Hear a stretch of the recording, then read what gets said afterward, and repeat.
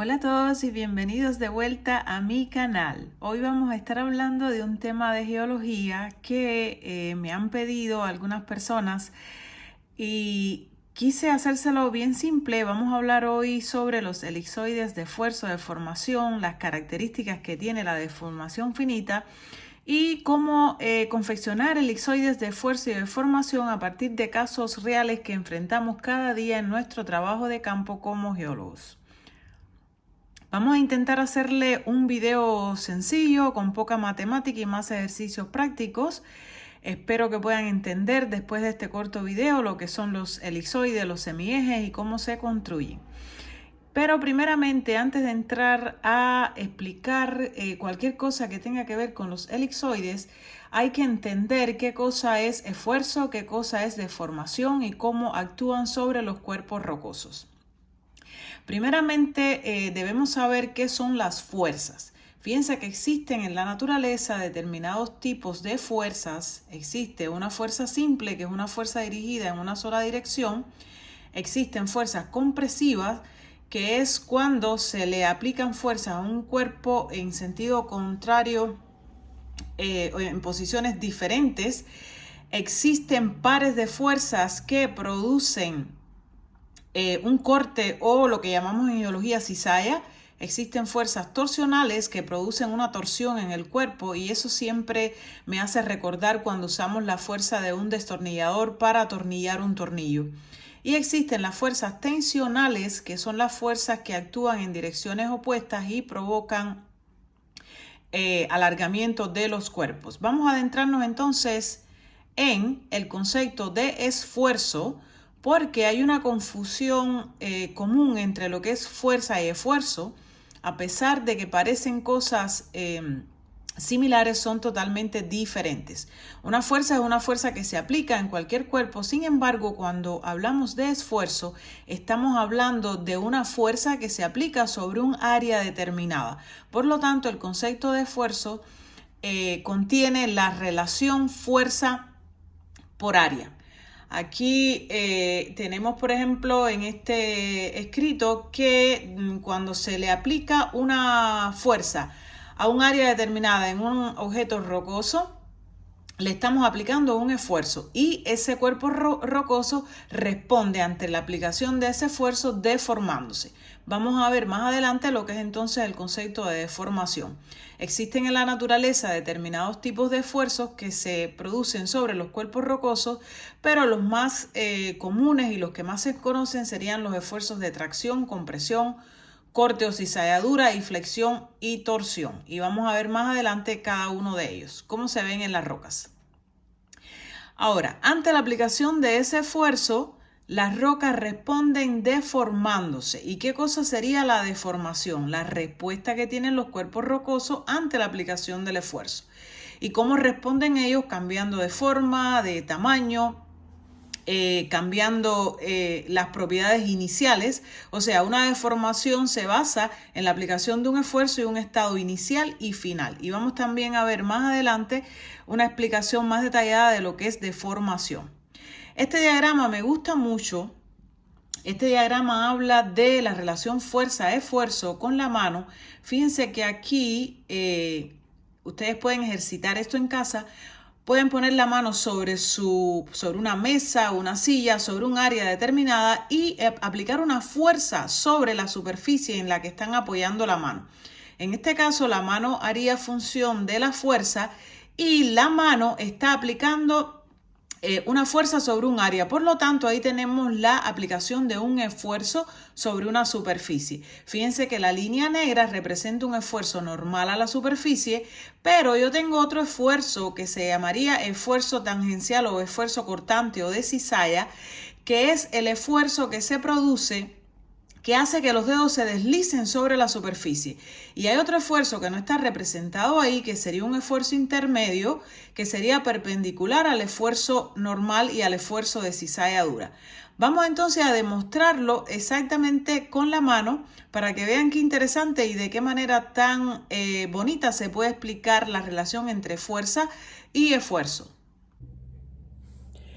Vamos a demostrar entonces ese diagrama tan interesante de la relación que hay entre la fuerza y el esfuerzo con el ejemplo de la mano. Voy a arreglar un poco la cámara para que se vea bien y en lo que decía la presentación, cuando yo le aplico una fuerza, la fuerza entra por aquí al nivel de mi mano, le aplico una fuerza sobre esta superficie que es la mesa y esta fuerza está aplicada sobre un área determinada, por lo tanto, en la palma de mi mano está actuando un esfuerzo que es normal a la superficie.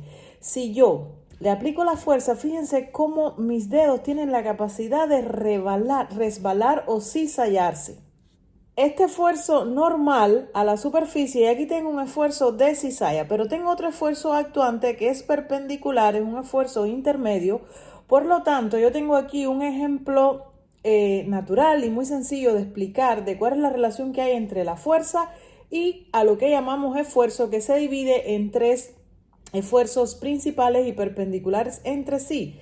Un esfuerzo normal a la superficie, un esfuerzo de cizalla y un esfuerzo intermedio. Y vamos a hablar en detalle de la división del esfuerzo neto en tres tipos de esfuerzos. El esfuerzo y la deformación son como hermanitos. Un esfuerzo genera una deformación en los cuerpos rocosos, por lo tanto siempre están relacionados. Retomemos entonces o consolidemos lo que es el esfuerzo. Sería la aplicación de una fuerza sobre un área o superficie determinada y la deformación sería la respuesta de los cuerpos a la aplicación de ese esfuerzo. Ahora, como les había explicado en el ejemplo de la mano, el esfuerzo neto que actúa sobre una superficie sería la sumatoria de tres esfuerzos, llamados esfuerzos principales, que serían sigma 1, sigma 2 y sigma 3. El esfuerzo sigma 1 sería el esfuerzo principal, el sigma 2 sería el esfuerzo intermedio y el sigma 3 sería el menor de los tres esfuerzos, de tal manera que me quedaría sigma 1 mayor que sigma 2 y mayor que sigma 3. Y las deformaciones que vemos en los cuerpos rocosos en la naturaleza se deben a la aplicación de varios tipos de esfuerzos. Si tomamos esa división del esfuerzo neto en tres esfuerzos principales y lo ponemos sobre la cara de un cubo, miren cómo nos quedaría la distribución de los esfuerzos. Tomemos, por ejemplo, el caso de esta cara del cubo. Fíjense que acá hay un esfuerzo que es normal a la superficie y hay otros dos esfuerzos que son secundarios y en otras direcciones. Entonces, fíjense que todos los esfuerzos que están normales al cubo serían los esfuerzos sigma XX, sigma XY y sigma CZ. Y todos los otros serían esfuerzos de cizalla o esfuerzos intermedios.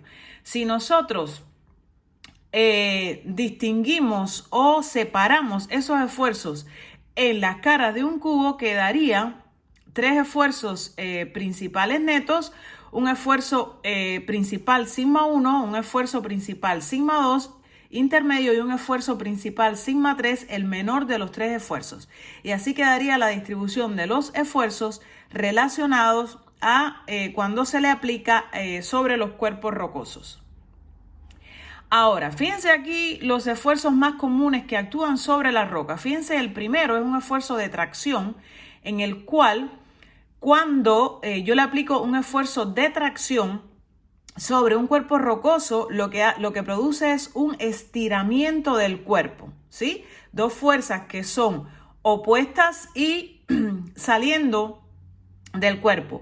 Fíjense en este ejemplo de acá, cómo ese esfuerzo es un esfuerzo compresivo, que es la que me genera los pliegues. Disculpen que no les puse un ejemplo natural aquí, así se producen fallas y grietas. Miren acá cómo en el esfuerzo compresivo yo produzco un acortamiento del cuerpo. Por eso es que cuando yo tengo una estratificación, por ejemplo, normal, y yo le aplico un esfuerzo compresivo, se me generan pliegues. Aquí tenemos dos fuerzas en sentido opuesto que me generan torsión. Y puedo tener también una combinación de compresión y tracción.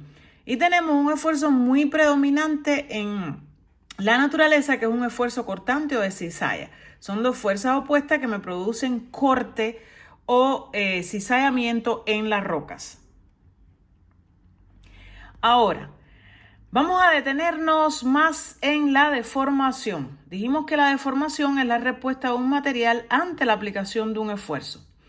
Pero según Fossen, y tomé el ejemplo de Fossen, pero esto está escrito en muchos libros de geología estructural, para hablar de deformación se mide la posición, la forma y la orientación del material antes de la deformación y después, antes de aplicar el esfuerzo y después de aplicado el esfuerzo. Y las deformaciones que se producen se pueden producir por diferentes causas. Dentro de ellas puede estar la rotación del cuerpo, la traslación del cuerpo y la deformación interna del cuerpo. Todo esto son resultados de la aplicación de los esfuerzos y es la respuesta que brinda el cuerpo deformándose ante la aplicación de los esfuerzos. Las deformaciones pueden ocurrir en diferentes niveles estructurales, pueden ocurrir en niveles dúctiles, quiere decir en profundidades de la corteza, estamos hablando de profundidades mayores de 10, 12 kilómetros, pueden ocurrir en condiciones frágiles, hablamos de condiciones entre 0 y 6 kilómetros y también pueden producirse en condiciones de niveles corticales intermedios en la corteza que serían niveles dúctil frágiles, aproximadamente entre 6 y 12 kilómetros. Estas profundidades varían de acuerdo a diferentes autores, les estoy dando un estimado más o menos para que puedan tener en cuenta, sobre todo a las personas que están empezando en geología, de qué profundidades de la corteza terrestre estamos hablando. Ahora, para que se produzcan deformaciones en cualquiera de estos niveles corticales de la corteza, necesitamos una serie de factores que ayuden a que ocurran deformaciones en estos niveles. Por ejemplo, la presión, la temperatura, la presencia de fluidos, la anisotropía, el tiempo de aplicación del esfuerzo, la velocidad. Si tomamos como ejemplo uno de estos factores, por ejemplo, la presión. En la medida en que las rocas estén más profundas en la corteza terrestre, hay una presión mayor, también una más alta temperatura, por lo tanto favorece las condiciones dúctiles. Sin embargo, cuando las rocas están cercanas a la superficie, las presiones y temperaturas son mucho más bajas y favorecen las deformaciones frágiles. Existe una forma gráfica de poder representar la relación que hay entre el esfuerzo y la deformación. Y fíjense aquí en este gráfico muy común de la representación, nosotros podemos crear este gráfico de esfuerzo y deformación con cualquier deformación que miremos en la naturaleza. Ahora vamos a explicar en qué consiste el gráfico de esfuerzo y deformación. Fíjense que este gráfico tiene una curva que tiene una pendiente que está representada, una línea, está representada por la línea azul. Eso significa que cuando yo le aplico un esfuerzo a un cuerpo, en esa pendiente de esa línea, el esfuerzo y la deformación son equitativos o son similares. A ese tipo de materiales en la cual el esfuerzo y la deformación tienen proporciones similares o proporcionales, se le llaman materiales hookeanos, que cumplen con la ley de Hooke. Y en ese campo la deformación es elástica, significa que se le está aplicando un esfuerzo a una roca, pero de pronto cesa el esfuerzo y se recupera la posición inicial. La deformación no es permanente, por eso se le llama región elástica de la deformación de los materiales. Ahora, en la medida en que la deformación, que el esfuerzo progresa en el tiempo, fíjense cómo pasamos de la línea azul a la parte verde que dice región plástica. Eso significa que con la perduración del esfuerzo en el tiempo, el material empieza a deformarse de una manera dúctil y no se recupera. Si de pronto cesa el esfuerzo, la deformación que se le ha infringido a ese cuerpo queda de forma permanente. Ese es el caso, por ejemplo, de los pliegues. Pero si continúa la deformación en el tiempo, ese material puede perder cohesión interna y puede fracturarse. Pero no necesariamente para llegar a la fractura tiene que pasar por todo ese recorrido que nos muestra el diagrama de esfuerzo y deformación, sino que yo le puedo aplicar un esfuerzo en un tiempo corto y muy rápido a un cuerpo y en vez de pasar por región plástica y elástica en tiempos determinados, pasa directamente al nivel de fractura. Por lo tanto, la reología del material es otro factor importante que influye en el tipo de deformación que voy a tener.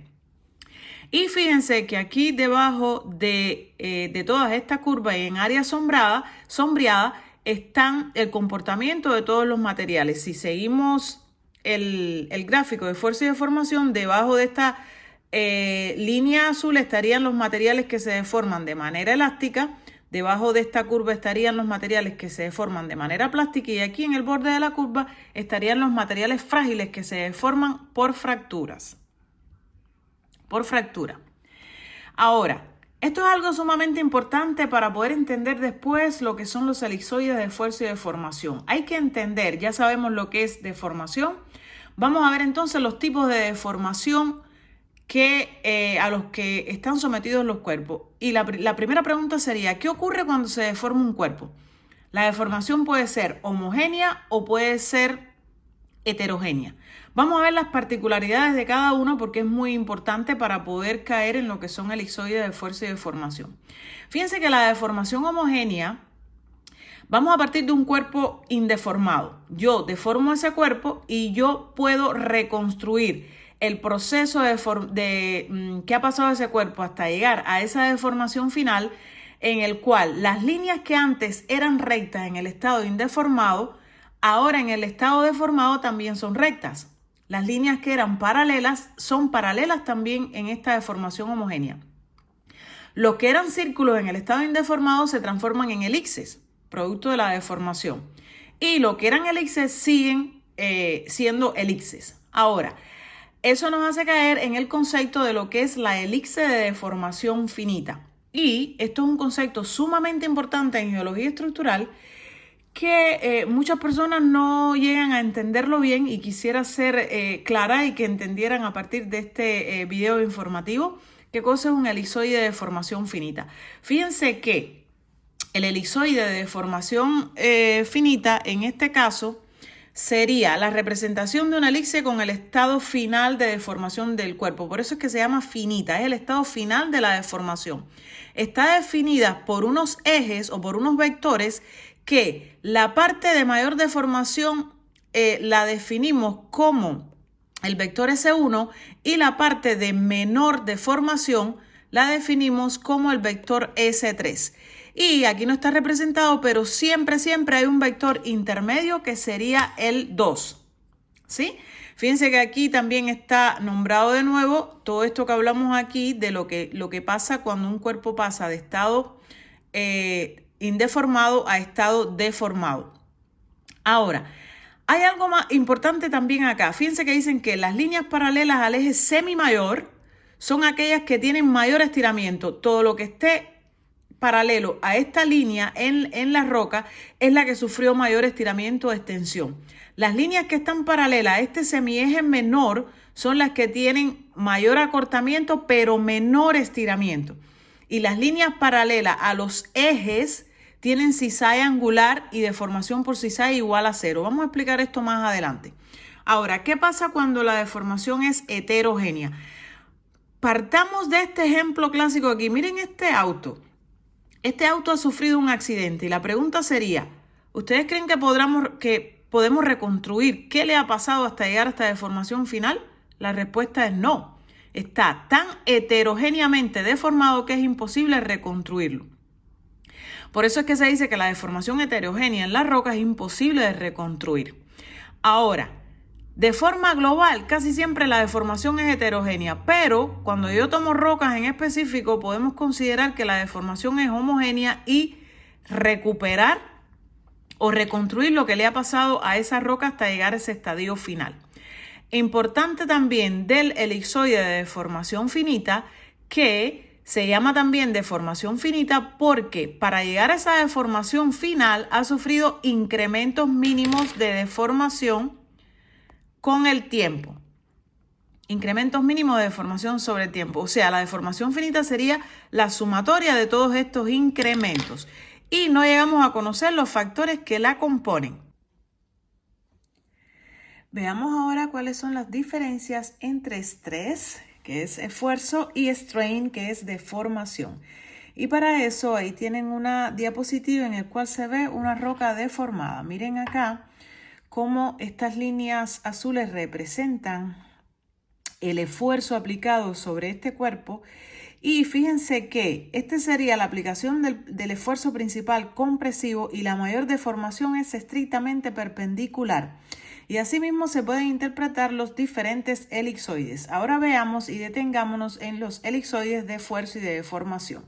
Si nosotros vamos a construir el elipsoide de esfuerzo de esta deformación que vemos en este cuerpo, fíjense que el esfuerzo principal compresivo está actuando en la vertical y esa sería la dirección del vector sigma 1, porque es el sentido del principal esfuerzo a ese cuerpo. Y en la horizontal sería donde está el mínimo esfuerzo, pero la mayor deformación, y ese sería el vector o el semieje sigma 3. Y recuerden que el sigma 2 sería siempre un esfuerzo intermedio. Ahora, ese sería el elipsoide de esfuerzo con el sigma 1 en la parte más larga del elipsoide representando el mayor esfuerzo y sigma 3 en horizontal representando el menor esfuerzo. En muchos casos las personas solamente usan el sigma 1 y el sigma 3 y obvian la posición del sigma 2. De todas maneras, si están consultando literatura o libros donde no existe el sigma 2, ya ustedes saben que la relación que hay con los otros dos semiejes es estrictamente perpendicular. Ahora, el elipsoide de deformación es un poco diferente. Fíjense que cuando yo le aplico un esfuerzo aquí, sigma 1 en la vertical, la mayor deformación está en la horizontal. Por lo tanto, ese sería el vector más largo del eje del esfuerzo del elipsoide de deformación, pero en vez de llamarse sigma 1 se llamaría S1, S de la palabra strain. Y en la vertical, que es donde está el mayor esfuerzo, es donde está la menor deformación. Y el semieje S2 sería siempre perpendicular a S1 y S3. Entonces, fíjense que hay una diferencia totalmente opuesta entre el elipsoide de esfuerzo y el elipsoide de deformación, y también la forma de representar los semiejes es diferente. Mientras que para el elipsoide de esfuerzo se representa con la letra sigma, para el elipsoide de deformación se representa con la letra S. Ahora, vamos a detenernos en el elipsoide de deformación porque hay una palabra que es importante entender a la hora de hablar de deformación y es la palabra finita o el elipsoide de deformación finita, que ya lo introdujimos en unas cuantas diapositivas atrás. Vamos a verlo más en detalle. Miren acá. Si yo corto este elipsoide de deformación finita, que es el que contiene todas las deformaciones o todos los incrementos de las deformaciones en el tiempo, vamos a tener lo siguiente. Miren que los vectores serían el S1, que sería en la parte más larga o donde ocurre la mayor deformación, el vector S3, que sería la parte de menor deformación y el semieje más corto, y el vector S2, que sería uno intermedio. Pero fíjense que hay una relación entre estos vectores que son los que van a definir la orientación y la forma espacial del elipsoide de deformación y los planos X, Y y Z. Hay una relación acá, fíjense que el plano X del elipsoide de deformación finita sería el plano donde ocurre la mayor deformación, que corresponde con el vector S1. El eje Y sería el plano donde ocurre la menor deformación, que corresponde con el vector S3. Y el eje Z sería donde ocurre la deformación intermedia, que se corresponde con el vector S2. Entonces ya hemos definido totalmente cómo se ve espacialmente y en forma un elipsoide de deformación finita. Hay algo sumamente importante en geología estructural que en la actualidad es un dilema, porque yo creo que para resolver este problema hay que tener un poquito de conocimiento base de geología estructural y también de experiencia para poder llegar a saber si lo que estoy mirando en mi afloramiento se ha producido por un proceso de multideformaciones o si se ha producido por un proceso de deformación finita con incrementos en el tiempo.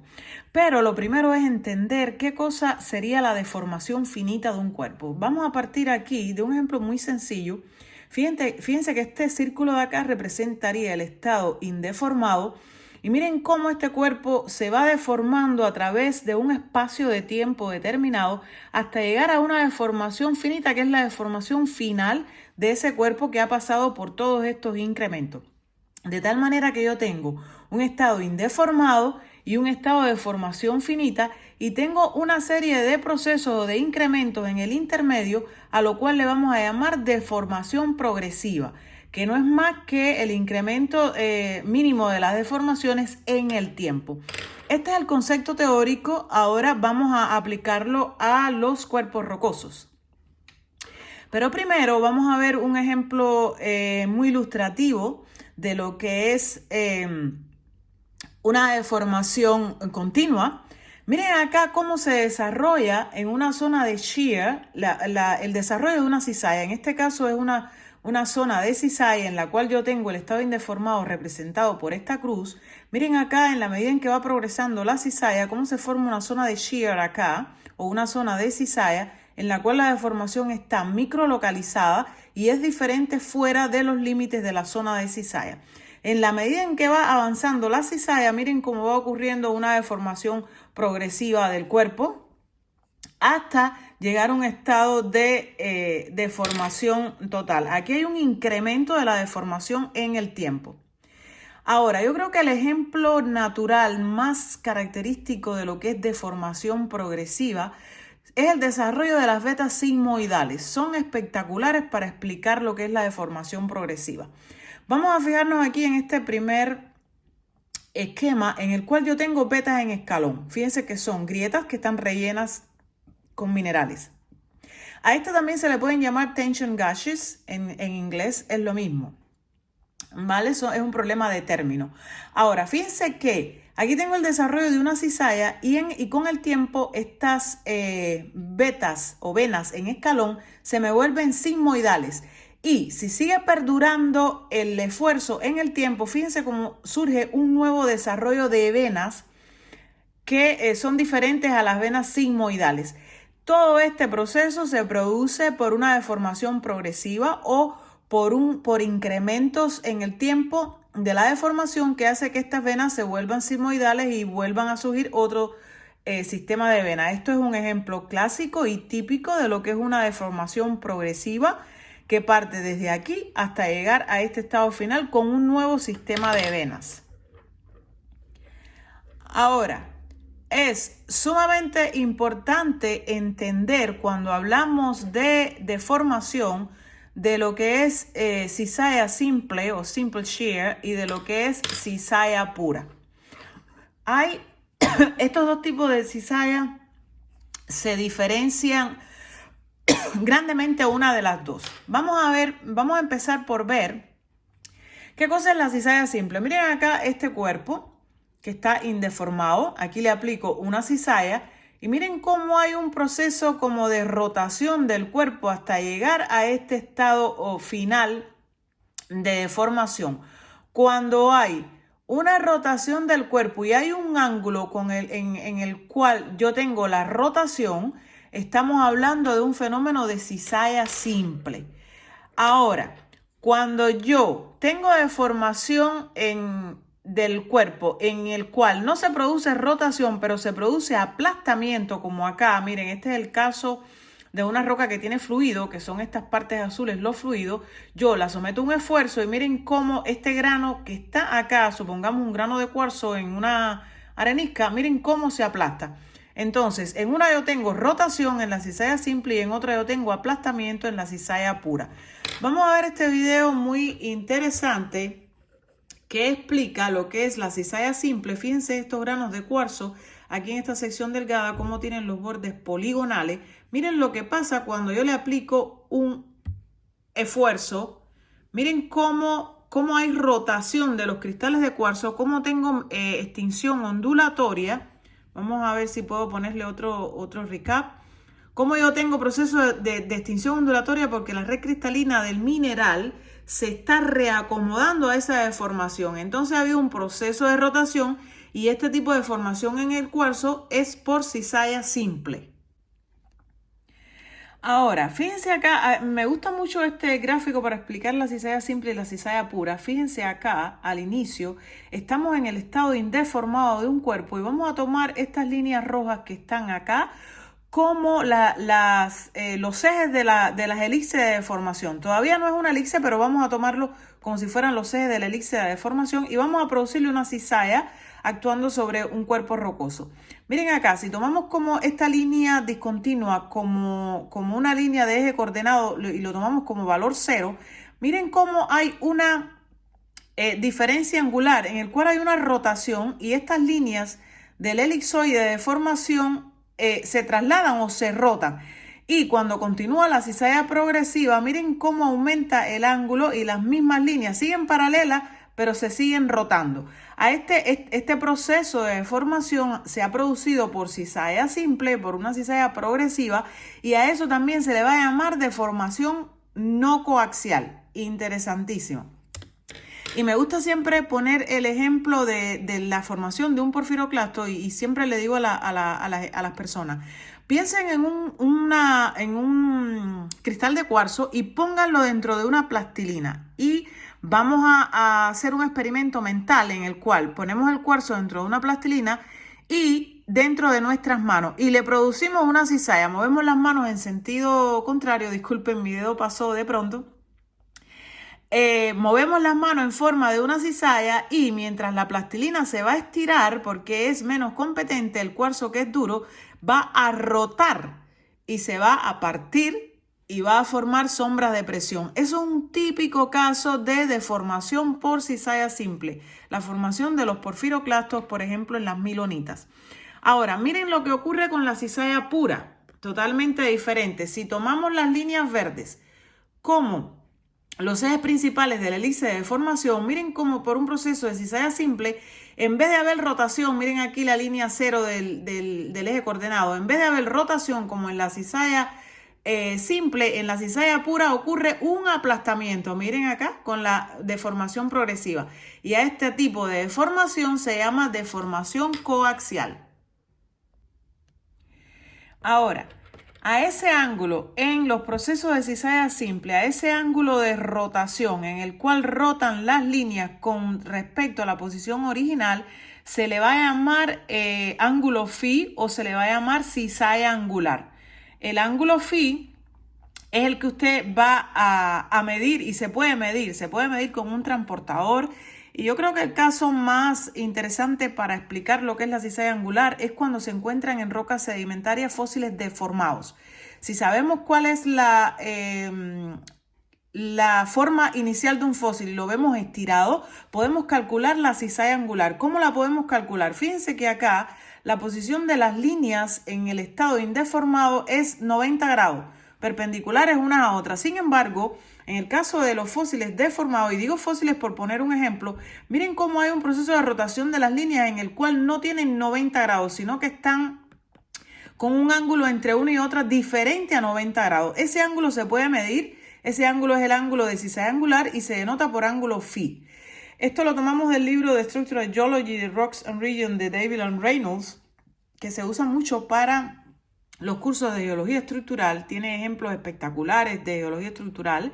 Y fíjense acá más ejemplificado lo que es la cizalla angular.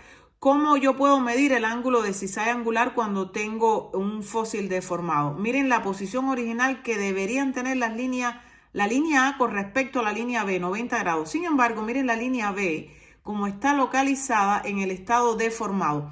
Eso quiere decir que yo trazo de forma imaginaria cómo debería ser la relación que me marque el fósil sin deformar y veo la nueva posición de la línea que debería estar perpendicular como está ahora. Ese ángulo entre lo que estaría en el estado indeformado al estado deformado sería el ángulo de cizalla, y fíjense que lo mismo lo puedo medir clockwise o en sentido de las manecillas de reloj que anticlockwise. En dependencia de cómo lo mida, se le pone el signo de menos si es anticlockwise y se le pone o sería un ángulo positivo si es clockwise. Creo que estos ejemplos son ejemplos súper bonitos de la naturaleza, de cómo podemos ver o definir cuando un proceso de deformación se ha producido por cizalla pura y cizalla simple. Ese análisis lo podemos hacer, yo creo que a todas las escalas, desde lo regional hasta la microescala. Pero, por ejemplo, el famoso ejemplo de Pure Shear de Mackenzie. Esto es una zona de expansión, una zona de rift. Y fíjense que hay una relación, y aquí arriba se los pongo. Cuando hablamos de Pure Shear, que estamos hablando de aplastamiento, estamos hablando de algo que es simétrico. Sin embargo, cuando hablamos de Simple Shear o de cizalla simple que se produce por rotación y tiene su cizalla angular, eso de por sí representa una asimetría. Miren cómo se ve en la naturaleza. En el modelo de Mackenzie, en esta parte del rift, fíjense que tengo una zona de expansión con fallas lístricas hacia ambos lados. Aquí tengo la sección de la astenósfera, tengo vulcanismo, pero miren cómo está todo perfectamente simétrico. Hay stretching de la corteza acá en esta parte que se estira, stretching es estiramiento, y penetración de la astenósfera acá. Aquí hay perfecta simetría. Esta zona de expansión perfecta se produce por un proceso de deformación que se produce por Pure Shear. Sin embargo, miren, lo mismo, una zona de expansión aquí arriba, simétrica de nuevo, pero en esta yo tengo una falla de detachment. Ya aquí se rompe la simetría porque ya aquí hay dislocación de los bloques.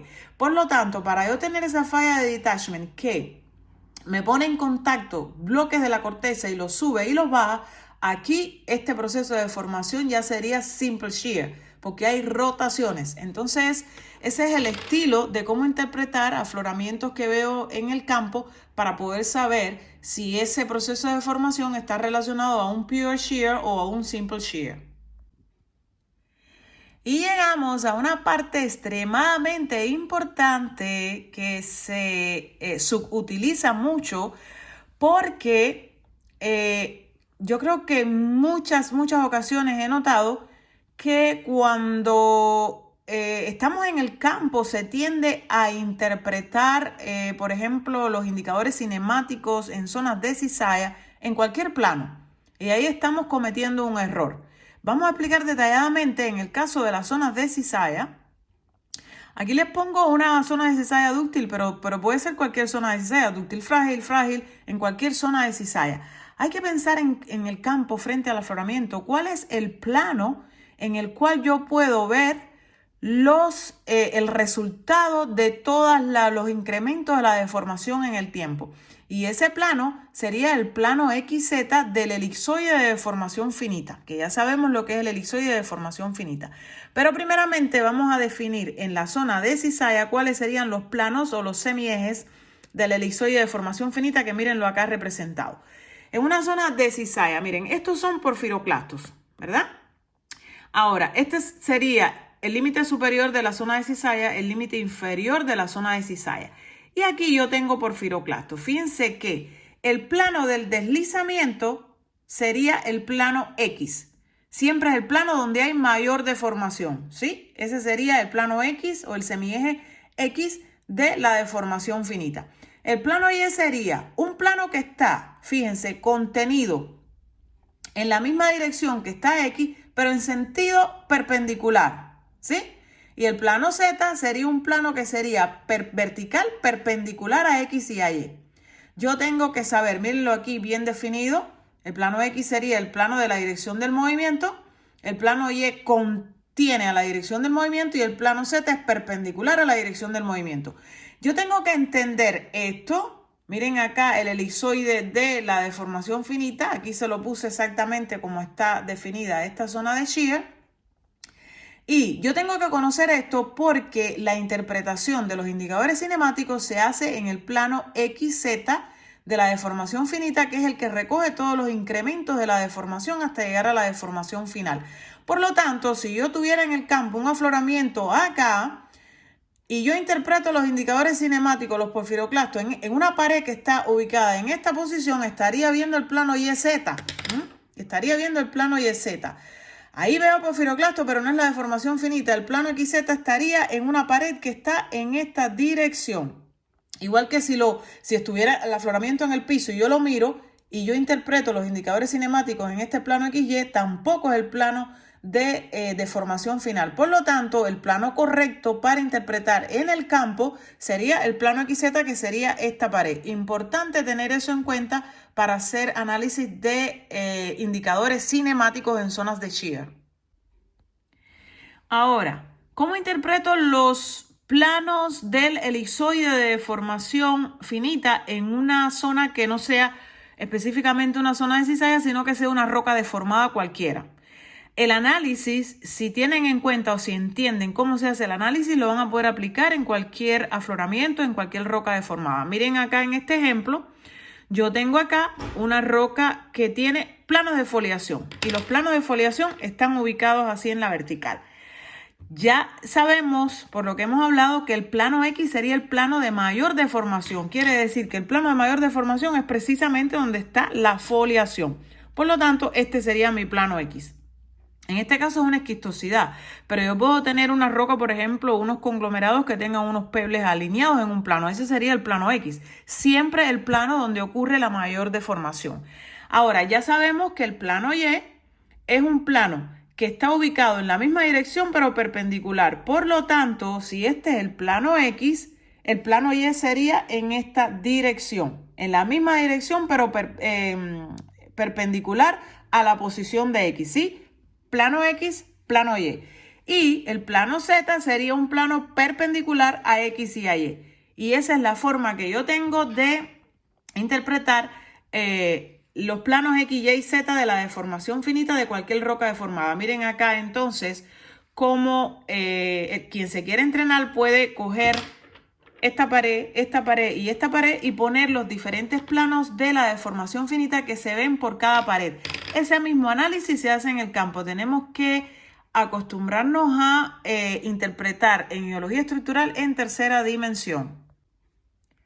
Y seguimos con los ejemplos de los planos de deformación, del elipsoide de deformación finita.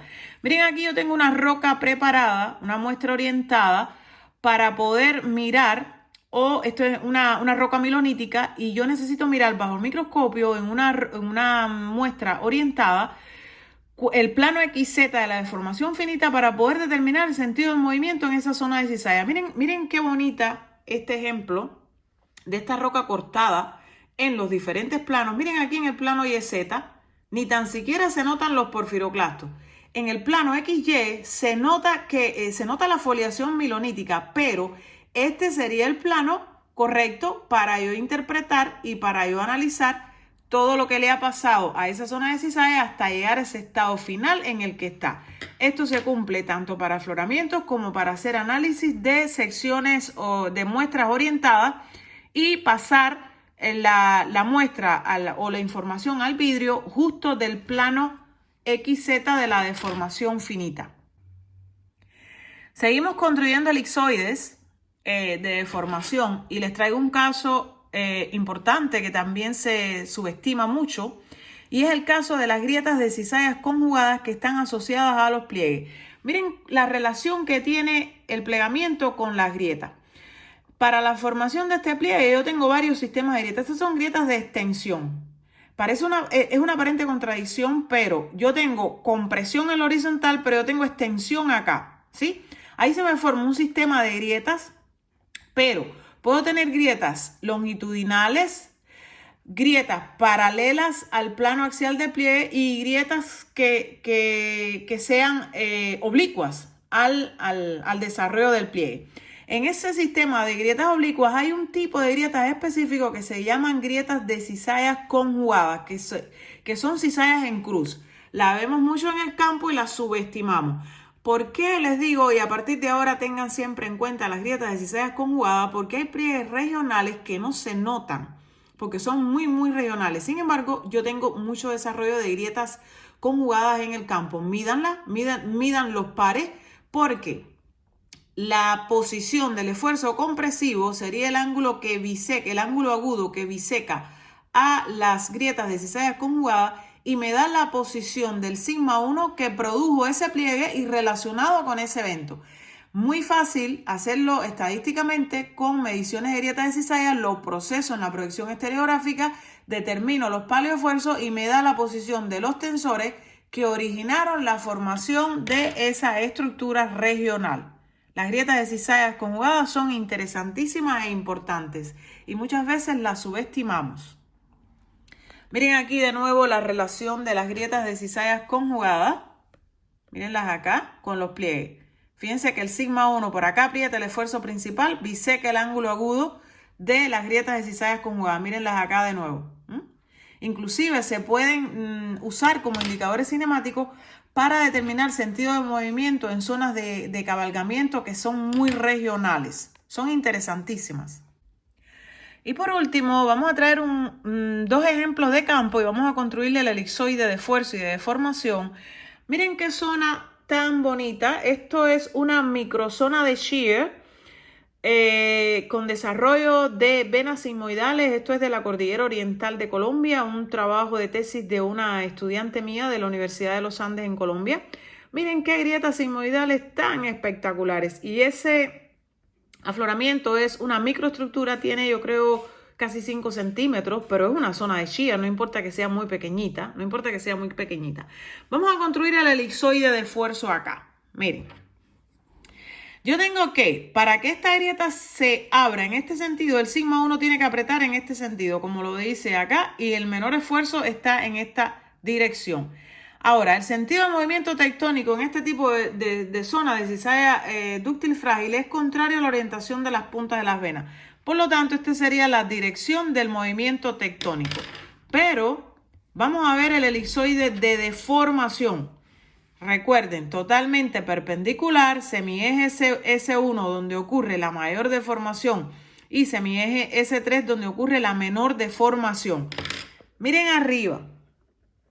Generalmente, para yo tener el desarrollo de una grieta, aprieto por aquí con el principal esfuerzo compresivo y se abre en esta dirección y se rellena de minerales. Miren que es muy común que los cristales crezcan paralelos a la dirección del sigma 3. Por lo tanto, cuando lleguen al campo a un afloramiento, inclusive sin saber la posición del sigma 1 todavía, los cristales le van a dar muy buena orientación y muy buena información de la posición del tensor sigma 3. Claro, hay veces que los cristales no son perpendiculares a las paredes de la vena. Si tienen componentes de cizalla o si tienen una grieta que se formó en la medida en que se desarrollaba una cizalla, van a tener cristales sigmoidales y van a servir de indicadores cinemáticos. Los exhorto a que vean otros videos de geología que están en mi canal que tratan de diferentes temas y también los exhorto a que se mantengan informados en los grupos de geología de las plataformas sociales de Facebook e Instagram sobre todo, en el cual se anuncian cursos de microtectónica que estoy ofreciendo para Latinoamérica, donde hago hincapié en todo lo referente a la geología estructural, pero aplicado a las microestructuras.